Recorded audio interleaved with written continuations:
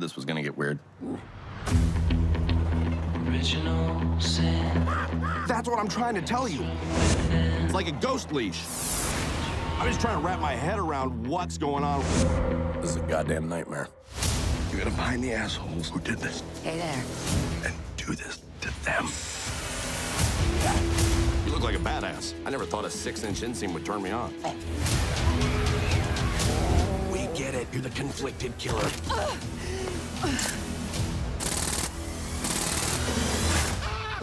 Okay, I'm so excited to speak with you. And I'm just going to start off with this because this is like, I'm a little bit fangirling right now. Yes. Yeah, I didn't, I'm going to start off with this just because I love everything that you do. And I love seeing your career trajectory. I'm a fan. So first off, congratulations on Hit Monkey.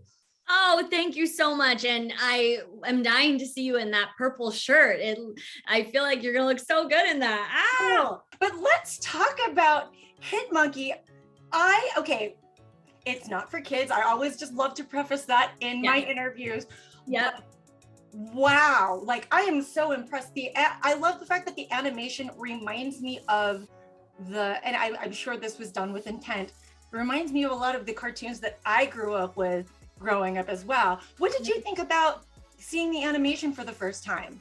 Absolutely blew me away. I mean, in doing voiceover, you never know what anything is really going to look like because you're usually recording first. And so when I got to see some of these cuts, I was just blown away, not only by the style of it. And I think you're right. There is something almost like throwback anime to it. But also just what they did with incorporating Japan into it and paying such respect and homage. I remember it was, I think in the beginning of episode 3, there's just that scene where you're essentially like walking through the tori, the gates of the Fushimi Inari. And as someone who had been there, I was like, oh, this takes me back, and I felt like it was so beautiful. I love hearing that attention to detail because, wow, I love that. Oh, well, in a world of, hitmen, assassins, a lot of double crossing, Hakuda is a character that is different than everybody else in this world. Talk to me about her.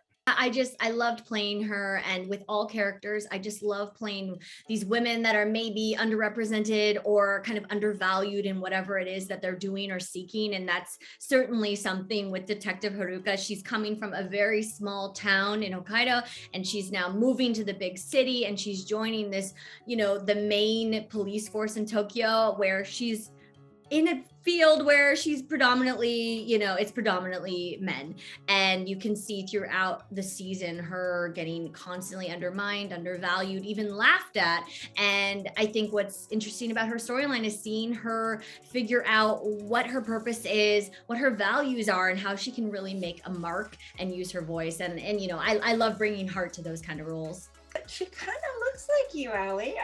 She has like a little bit of the freckles, and I was like noticing that, and I was like, was that intentional? Do you know? I don't know. I mean, we'll have to ask Josh and Will, but I think with any animated character, what's fun is like when I did Toy Story, they would record all of our sessions and give to the animators so that when you are talking and doing all these things that they could kind of bring in a little bit of the person's either spirit or maybe even physical appearance to it. I'm not sure how much, but I just love the way she turned out. She's so cool with a little tie and her loose bun. I just think she's a very cool character. Hit Monkey is for adults. It's not for kids. Mm-hmm. So what can you tell us without giving anything away? What can fans expect the Marvel Universe to give us from Hit Monkey? I think it has all of the things that we love coming from Marvel, but it also is very much unique in its own way. And I think that's what's cool about Marvel is they have such diversity of characters and genres and tones. So I think Hit Monkey very much fits into the whole grander scheme of it. And I'm excited just to do something that is a legitimately R-rated project. I think it's something different. It's something where I was able to go to places that I haven't, been before. And, I think beyond that, it's really funny. It is so action-packed. These action scenes, they feel like you're watching a live action movie, which I think is something so cool.